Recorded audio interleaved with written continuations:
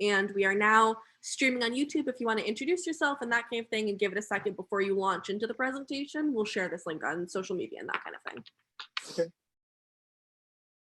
So I can start now. Good.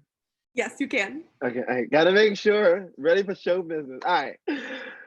Good afternoon, everyone. My name is Jahad Hoyte. I am the interim vice president for SUNY Student Assembly. I am also the president of Farmingdale Student Government Association as well.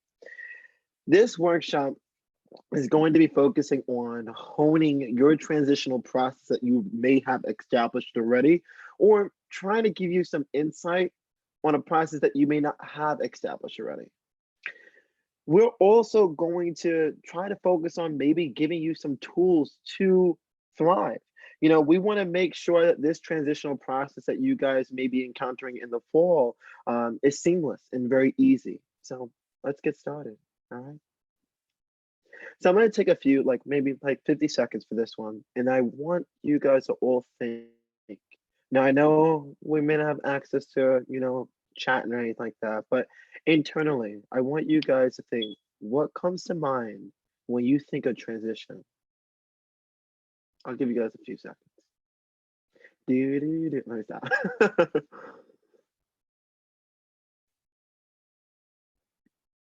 I'll let you guys gather your thoughts.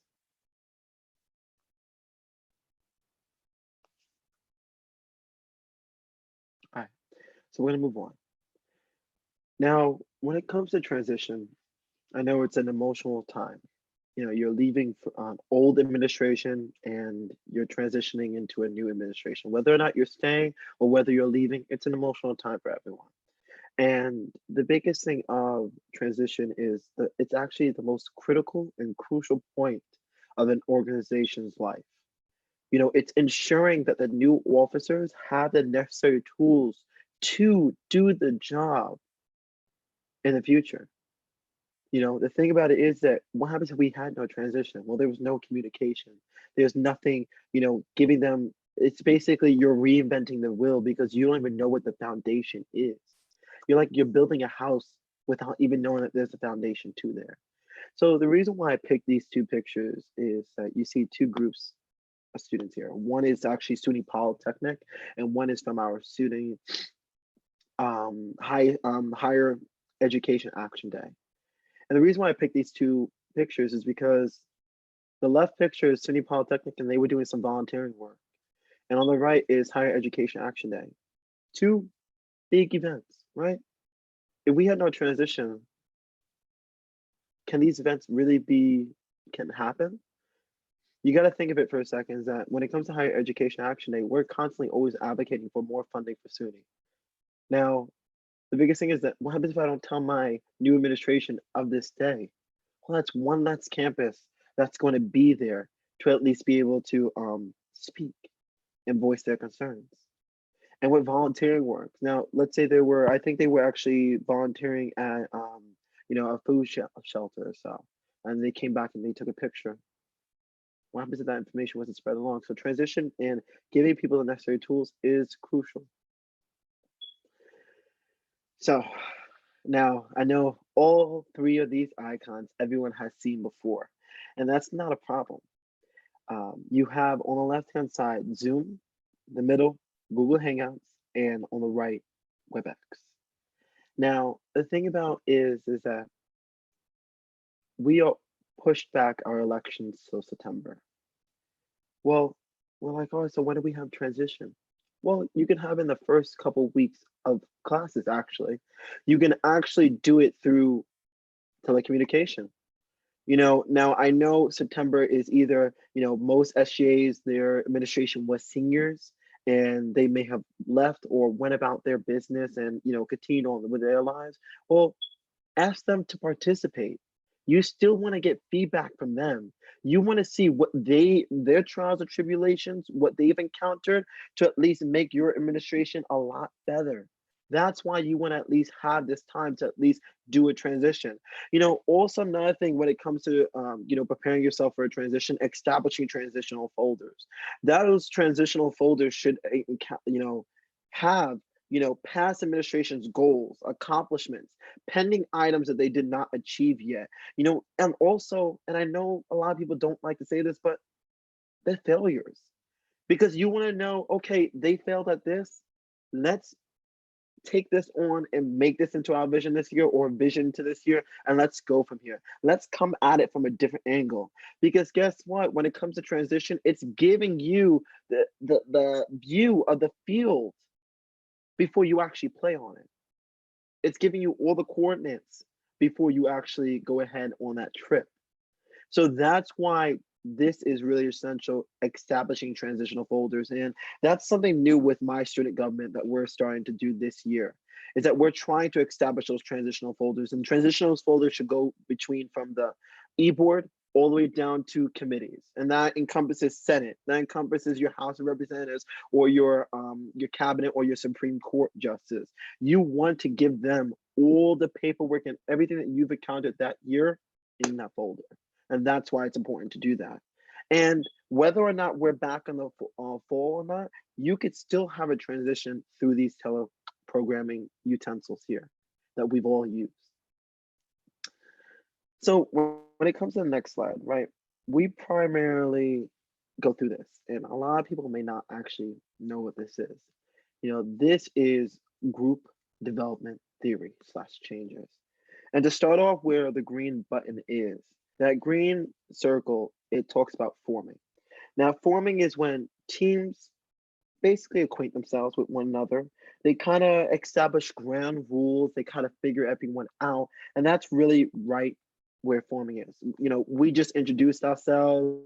Hi, this is what, I'm the new treasurer or I'm the new secretary. Hi. And that's what forming is. The next thing is storming.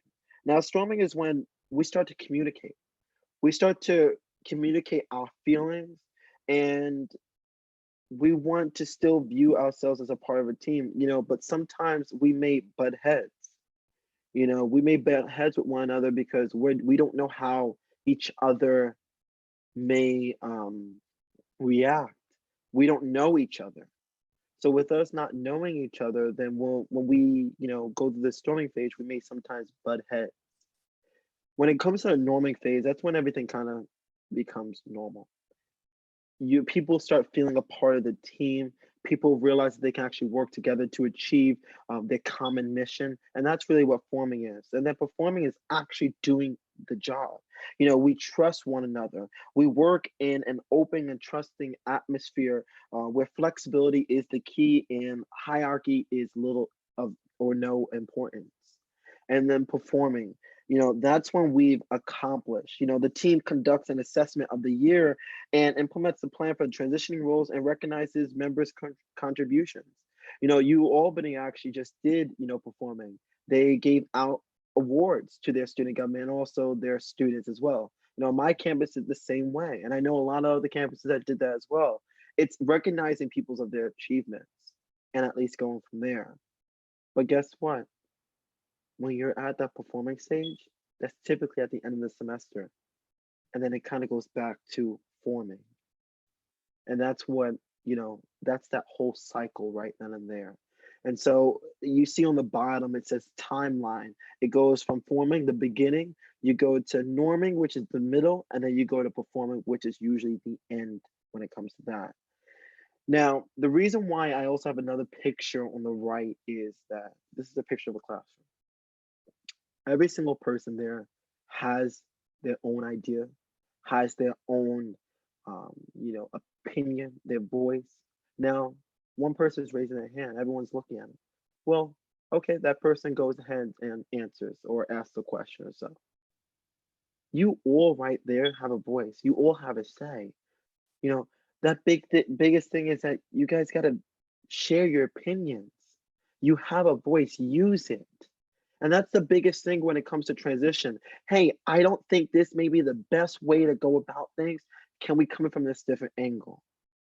That's all. It's that simple thing that could make or break your organization, because everyone sometimes looks up to the president and the president may not have the answer, or the e-board, or anyone. It's okay to literally voice your opinion because you are all equals. and that's period. You are all equals. There is no hierarchy. That's it. The biggest thing is that when we come to, this whole group, development theory, is that it comes in stages, like we just went over. But the biggest thing is that after you guys kind of go through that and you guys are in that forming stage, and then you guys go back to, let me just go back to the slide, that storming stage and everything like that, you guys should be also during that time formulating a vision. And this is really where I'm going to take some time to really focus on this um, this time around. I'm really going to focus some time on this. Formulating a vision is basically, hey, here are the points that we want to make this year. We want to achieve this. We want to do this. We want to do this. Well, you can have 10 things. How can you go a whole entire semester, which is, a couple months, and complete 10 things? Now, I'm not saying it's impossible, but the thing about it is that you may have 10 things. You may accomplish this one fantastically. You may accomplish this one okay, this one rather okay, and this one, yeah, you could have done better. So the biggest thing is when you establish a vision per semester, you want to at least pick out your 5 crucial points that you want to focus on. Whether it is, I don't always suggest like about 10. I always suggest like about 5 or something like that. 5 points. Pick those 5 points. For my SGA, what we picked is that we picked LGBTQIA crosswalk. We picked feminine hygiene products, dispensaries in our SGA. We also picked, we wanted to start a campaign to highlight students within our SGA called Humans of Farmingdale. So we picked, those are 3 out of the 5, but, we picked those big initiatives and we accomplished those. We won't be able to see the LGBTQIA or the feminine hygiene dispensaries. Well, that's okay because the whole virus that's going on, but it's okay. We still accomplished it and we accomplished it 110%. You don't want to accomplish something and give it only 80% when you could have done that a lot better.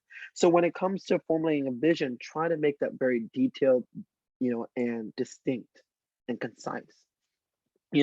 I do really think that everyone in the Student Government Association or student government should establish a vision. And that goes to the executive board, what the entire org's vision is. You look at the Senate, how many bills or resolutions you want to accomplish this semester. You look at the House of Representatives, some campuses have this. It's basically, an area in which all the clubs have representation or whichever. Some campuses have that, so I at least wanted to include this, is that you want to at least open a channel in which clubs can voice their opinions, whether it's about the budget, whether it's about the budget process, whether it's about concerns that they may be facing, like enrollment into their clubs or anything like that. They have that.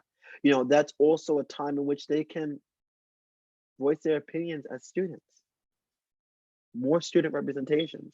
And then you look at your Supreme Court. Now, the Supreme Court can definitely establish a vision, but they are only really used when necessary when it comes to that. And then you look at your cabinet and your committees. Your cabinet are filled of your directors, your chairs, and everything like that. You want them to establish a vision for those committees. You want them to. Whether it is, a programming committee, what type of programming they're going to accomplish. Stony Brook, has a, whole office that literally, vice president of programming that deals with programming. And guess what? They say, we're going to do this programming today. We're going to have a Halloween fest. We're going to do a fall festival, things like that. So you want to make these bullet points so you'll be able to be like, okay, let's follow them. You can follow them. It's a whole plan. You don't want to make things up as you go. So that's the biggest thing when it comes to that. A vision can also encompass goals or improvements and growth. That's what you can at least focus on when it comes to a vision. A vision does not need to be, hey, this is what we need to do. It can also be developing a role, enhancing that role, trying to grow that role to better serve your student body. But one thing that a vision does have is being concise and distinct. It is very deep. It's not as detailed, but it's like, hey, boom, boom, 1 point. That's it. you try not to add so many things as the semester continues. Because if you have 5 bullet points of what you want to accomplish, and um,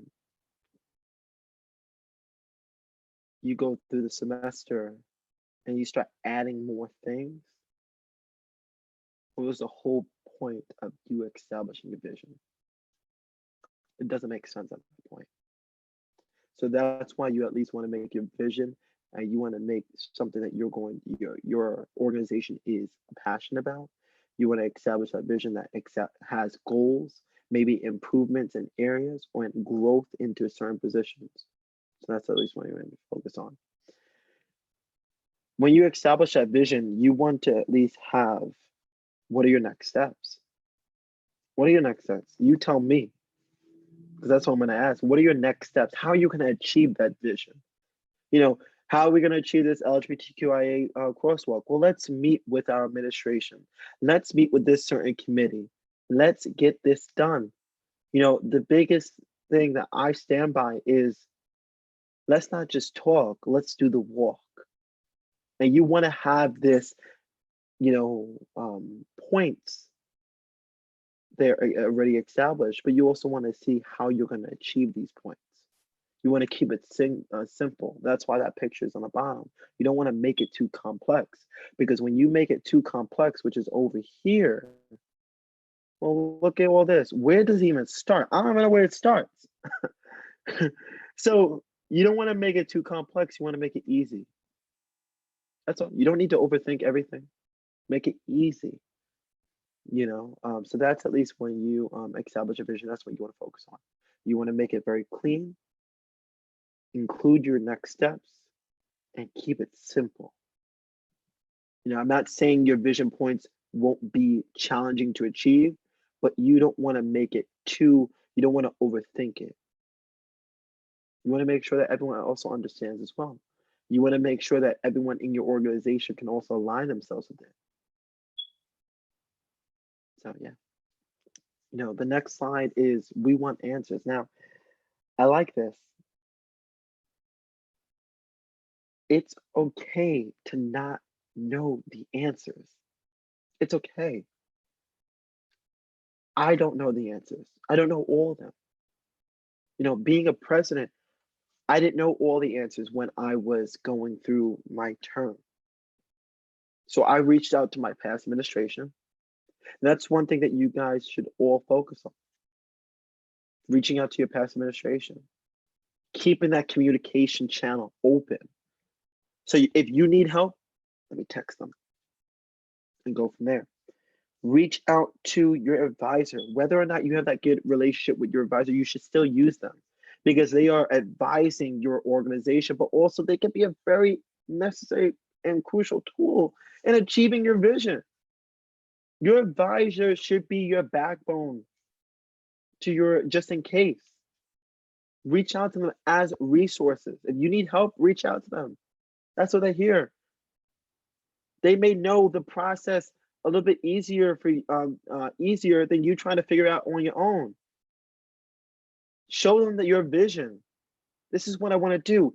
How can I get this done? That's all.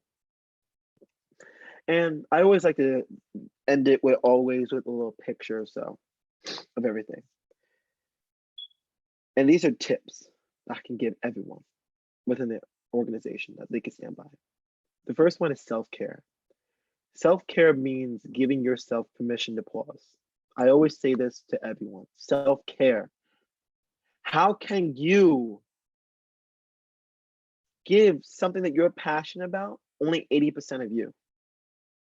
Because the 20% of you is not there because you're tired or you're run down.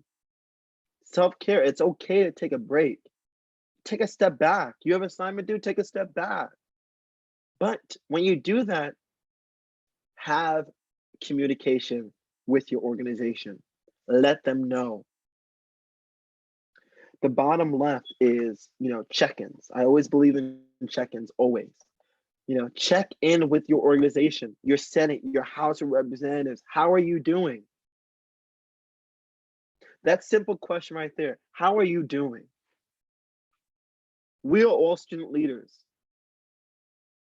We have a million things on our plate 24/7. That simple question, how are you doing, can make someone's day. Maybe they need to vent to you. Well, just listen. Maybe they're having a challenge. They're facing something challenging that they're trying to accomplish, but they can't, and they need some insight. Reach out. Don't wait for someone else to reach out. You reach out.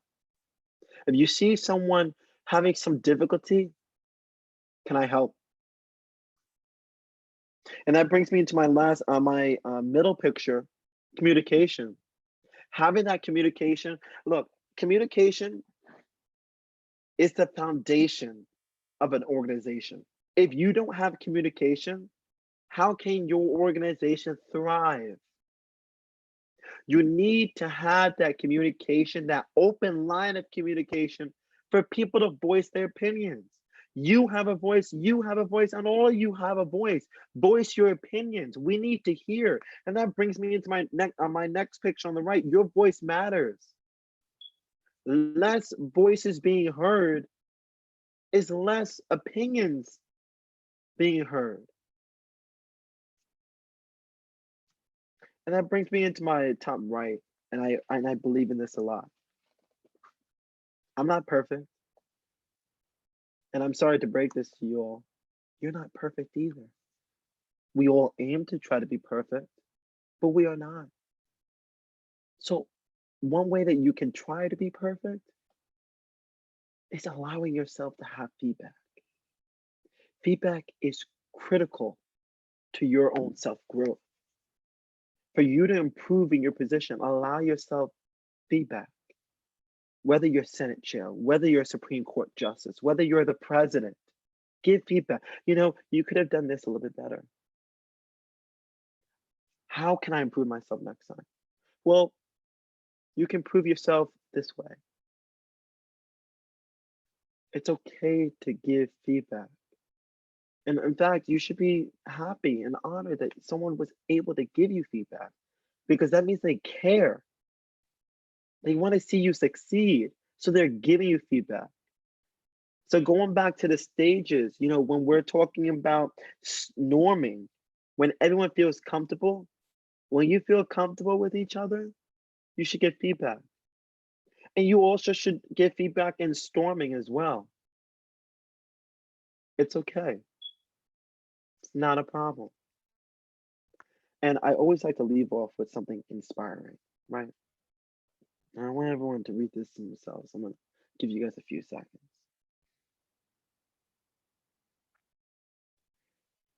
And I'll read this to you as well.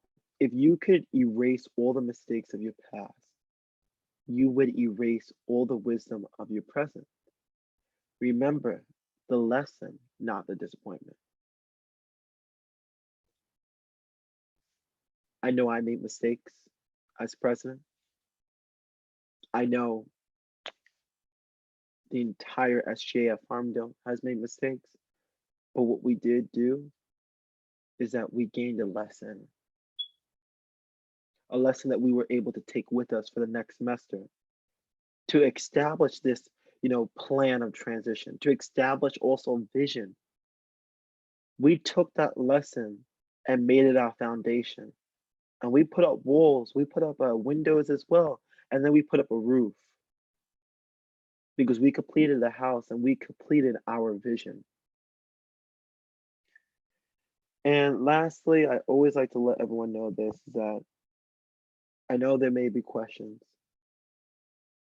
You should always introduce yourself to the administration. If I could give you anything, introduce yourself to the administration.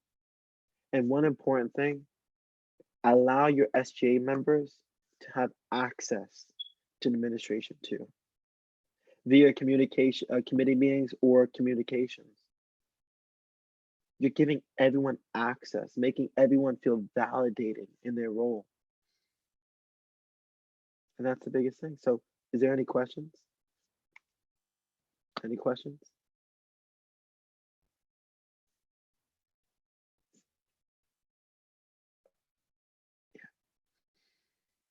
Let's see. Chat. No questions. Fantastic. So that really concludes the entire presentation, everyone. I hope everyone can stay safe. I hope everyone can stay well. Um, Practice social distancing. I wish everyone luck for their finals and everything. So take care, everyone.